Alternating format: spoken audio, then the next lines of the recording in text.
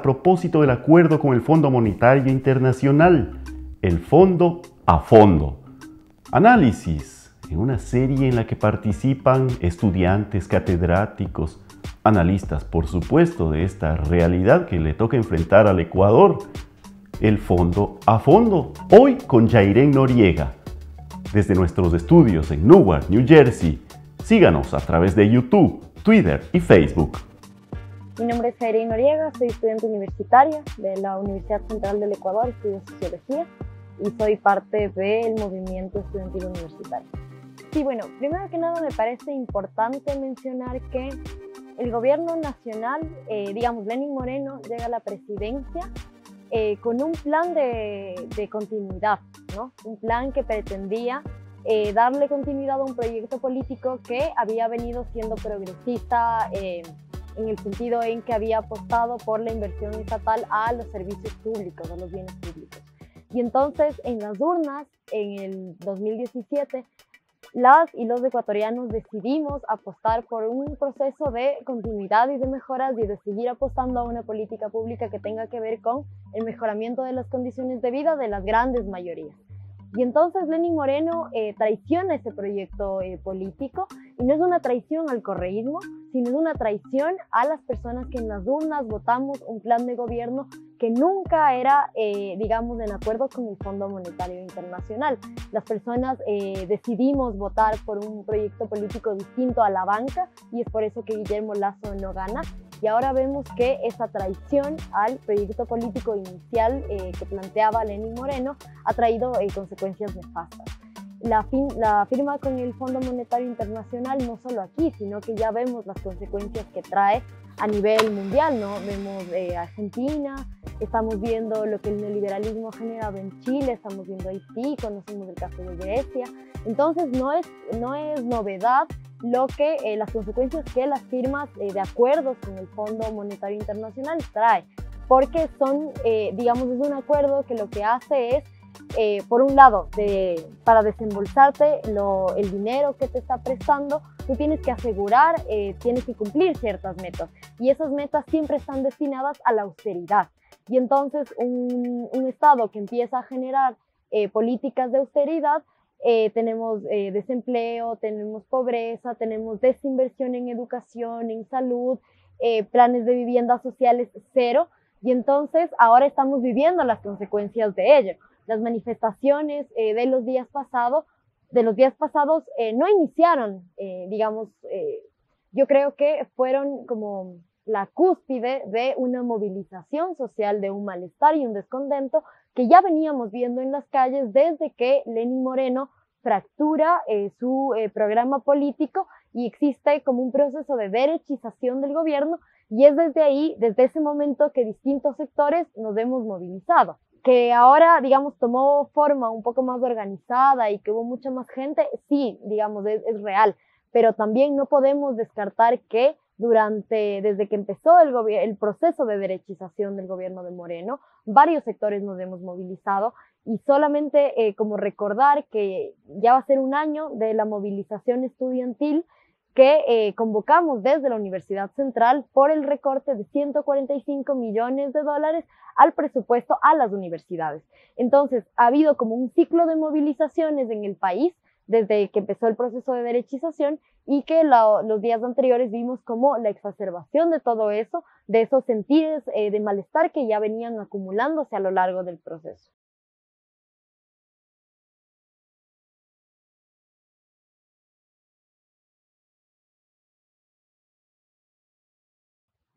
Bueno, yo creo que primero saludar a los pueblos y nacionalidades por su valentía, por su fortaleza. Yo creo que a todo el Ecuador nos dieron una lección de lucha popular, y eso es muy importante reconocerles a los compañeros y a las compañeras del movimiento indígena. Y claro, bueno, yo tengo 22 años y, digamos, era muy chiquita cuando empezaron los ciclos de movilización del movimiento indígena, pero sí me llamó muchísimo la atención como mirar esos procesos tan orgánicos, ¿no? Y también mirar cómo es que los compañeros y las compañeras venían desde sus comunidades, pero con toda su familia. O sea, hay una lógica ahí de funcionamiento distinta a cómo estamos organizados desde una visión más occidental. El mundo indígena tiene visiones distintas de lo que significa la comunidad, de lo que significa incluso el sentido de la palabra. Una cosa que a mí me llamó muchísimo la atención cuando conversaba con los compañeros y compañeras indígenas es que para ellos la palabra era sagrada. Y, digamos, lo que estaba haciendo el gobierno nacional cuando intentaba negociar con ellos, faltando a su palabra, reprimiendo a la gente, para ellos era, digamos, una cosa imperdonable, ¿no? Y lo que estamos viendo también es que hay un como recambio generacional del movimiento indígena, de los liderazgos, lo que hay que igual felicitar y saludar, porque da cuenta de un proceso de renovación de los liderazgos que también tienen nuevas visiones. Una cosa que a mí me llama muchísimo la atención es que Leonidas Diza, uno de los dirigentes indígenas que ha tenido como mucha visibilidad por su movimiento en el levantamiento de los días pasados, él menciona una cosa que es muy importante y que es clave ahorita entender para lograr comprender lo que significa la movilización para el movimiento indígena, y tiene que ver con que Leonidas Diza mencionaba que si bien la lucha indígena tiene que estar en los campos, en la ruralidad, porque, digamos, hay personas indígenas viviendo ahí, quizás la mayoría de personas, también él logra decir que hay también muchas personas indígenas que son trabajadores públicos, que son obreros, que son estudiantes, que han migrado a las ciudades y que ahora, digamos, sus demandas también son, por ejemplo, por las reformas laborales, también por el presupuesto a la educación, a la salud, etcétera. Y entonces estamos viendo un movimiento indígena muy potente porque no son demandas corporativas, es decir, únicamente que están pensando solamente como en su bienestar, entre comillas, ¿no? Como una cosa hablando solo hacia los pueblos y las nacionalidades, sino que lo pudimos ver claramente en la mesa de negociación. Ellos estaban hablando a nombre de todo el pueblo ecuatoriano y no solamente desde como su perspectiva o sus condiciones de vida, sino que estaban logrando como hacer una plena demanda en nombre de todo el pueblo ecuatoriano.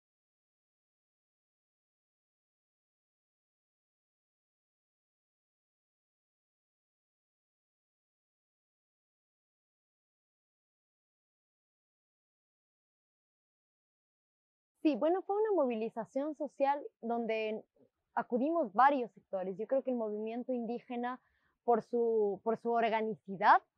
y a través de las instituciones que ellos han decidido que se representen, ¿no? La forma en cómo ellos encuentran para organizarse, de una u otra forma como condujeron al menos como el centro de la movilización. Sin embargo, es importante recalcar que no fue solamente el movimiento indígena quien estuvo movilizado, sino que estuvimos estudiantes en distintos lugares, estudiantes en las calles, estudiantes en las universidades, en los centros de acogida humanitaria, estudiantes también de medicina, auxiliando a los heridos producto de la represión violentísima del Estado, y también estuvieron personas no organizadas. A mí esa parte es la que más me parece interesante y es de la que más me gusta hablar, en la medida en que el Ecuador no tiene una tradición organizativa fuerte de que la gente, por ejemplo, los trabajadores se sindicalicen o los estudiantes se organicen. Sin embargo, lo que nosotros vimos en los días de movilización fue barrios que plenamente se organizaron para cerrar las calles y de una u otra forma resistir desde sus propios territorios. Y eso es muy interesante porque también, digamos, que confluyeron sectores políticos. Yo no descartaría que además, digamos, del sector de las personas correístas también hayan salido a las calles, pero el discurso, el intento de deslegitimar la movilización social, diciendo que todos eran correístas y todos eran vándalos, etcétera, era claro, una medida desesperada en una comunicación, un intento de hacer comunicación política por parte del gobierno, pero en una línea discursiva que ya se le había agotado hace mucho tiempo. Los primeros meses yo diría que de una u otra forma funcionaba esto de la culpa es de Correa, pero ya cuando tú tienes varios años ya en el gobierno, no puedes mantener la misma retórica del día uno cuando empieza tu proceso de derechización. Entonces, claro, la gente también de una forma, digamos, a través de chistes, de memes en redes sociales, pero también generaba ira, comentarios del presidente diciendo que todos éramos correístas, porque Definitivamente el descontento social sobrepasó la frontera del correísmo y ni siquiera yo me atrevería a decir que fue el correísmo que condujo la movilización social. Yo creo que sí es importante mencionar que las primeras movilizaciones sí fueron convocadas por un sector del correísmo y ellos sí, digamos, tuvieron un ciclo de movilización más permanente. Sin embargo, esta última movilización, el sector correísta, por supuesto que fue parte, pero no solamente. Tuvimos muchos otros sectores organizados, pero también personas no organizadas.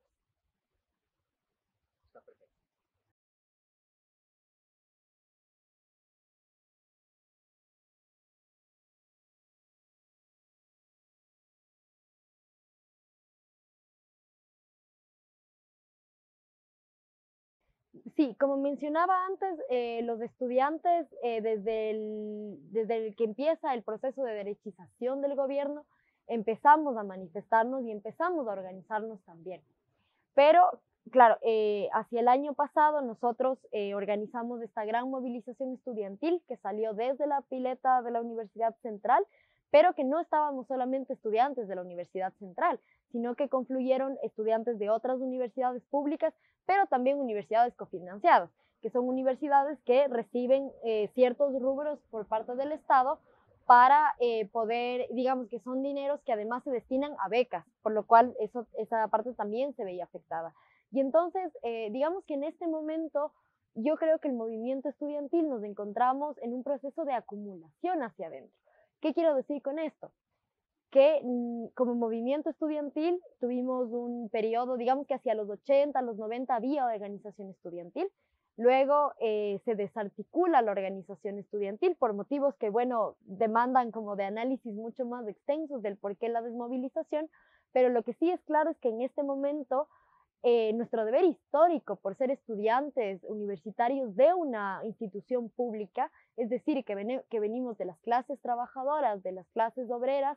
nuestro deber y nuestra responsabilidad con el país es, por supuesto, también resistir y generar acciones organizativas que de una u otra forma puedan frenar el embate neoliberal que estamos viviendo, porque, digamos, estamos igual intentando generar una identidad que no pase únicamente por decir yo soy estudiante, porque si generamos una identidad en tanto solo estudiantes, saldremos a manifestarnos solamente cuando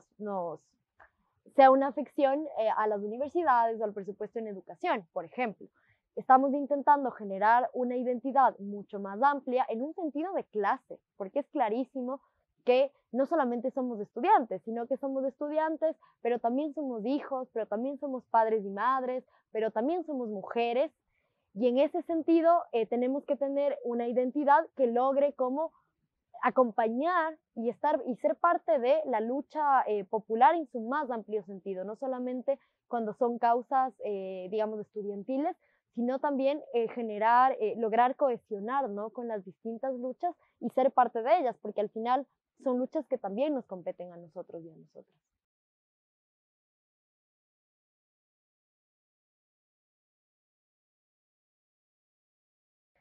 Bueno, el panorama por parte del gobierno es muy curioso porque digamos que durante las movilizaciones todo el tiempo nos estuvieron hablando en un lenguaje de guerra, pero no era una guerra convencional donde tú tienes dos ejércitos y los dos ejércitos están armados, sino que era una guerra que había declarado el gobierno nacional contra la población absolutamente desarmada, que no teníamos más que escudos de cartón. Y digamos que hubo un proceso en las movilizaciones de criminalización de la protesta social, absoluta violación de los derechos humanos. Hubo sangre por parte del movimiento indígena. Nosotros y nosotras pusimos los muertos, pusimos los heridos, pusimos ahora las personas que se encuentran discapacitadas por un balazo, por alguna bomba lacrimógena, etcétera. Y digamos que no, esa represión y esa violencia también psicológica y también de persecución a quienes estamos en movimientos sociales, no terminó el día que se derogó el decreto 883, sino que más bien ese día se recrudeció la persecución política. El día de hoy estamos viendo que tenemos autoridades electas, que es decir, no es cualquier persona, son autoridades electas que tienen el respaldo de un pueblo detrás, que votó por ellos y por ellas para representarles en el Estado y que en este momento están siendo criminalizados y están presos y no están teniendo acceso a procesos justos. Vemos eso por un lado, vemos también que están intentando como generar un terreno en el cual cualquier tipo de movilización o cualquier tipo de organización en oposición al gobierno signifique un enemigo interno. Están hablando de que en Quito se están formando grupos insurgentes, grupos violentos, cuando las personas de los movimientos sociales que nos estamos organizando ni somos violentos ni somos vándalos, sino que estamos peleando por razones justas. Ese es el panorama, ¿no? Por un lado, la criminalización, también se habló mucho el día de ayer, cuando el ministro Jarrín compareció a la Asamblea Nacional, dijo que las universidades habíamos servido como centros para que la gente vandálica se aloje, ¿no? Como guaridas. Y eso es un insulto para todos los estudiantes y las estudiantes que estuvimos poniendo el cuerpo en los centros de acogida humanitaria, porque para mí los centros fueron el corazón de la resistencia, en la medida en que los estudiantes nos organizamos para acoger al movimiento indígena en un acto de absoluta reciprocidad con lo que nuestros compañeros indígenas habían estado haciendo en esta lucha, ¿no? En una solidaridad, pero una solidaridad absolutamente política, porque cuando las universidades deciden abrir sus puertas, están ubicándose en un lado de esta guerra que el gobierno intenta implantar. En los próximos meses, digamos que se nos viene un año electoral y yo creo que es muy importante que en este momento exista la generación de un frente que pueda disputar el Estado, que pueda disputar un frente conformado por movimientos sociales, un frente donde entren las demandas de los movimientos feministas, de los movimientos estudiantiles, por supuesto, del movimiento indígena, pero que no sean terceros que nos representen, sino que seamos nosotros mismos quienes tengamos la capacidad de autorrepresentarnos y de llegar al Estado con una propuesta clara y una propuesta de izquierda donde sean las grandes mayorías quienes seamos favorecidos. Han escuchado este análisis importante de la relación que hemos entablado con el Fondo Monetario Internacional. Mañana a las 8 de la noche, síganos a través de nuestras plataformas. Estaremos con Henry Aelian Alegría y tendremos la posibilidad de seguir ampliando este tema con esta serie que se emite desde Newark, en New Jersey. Los estudios de Línea Dura están acá y un gusto siempre acompañarles.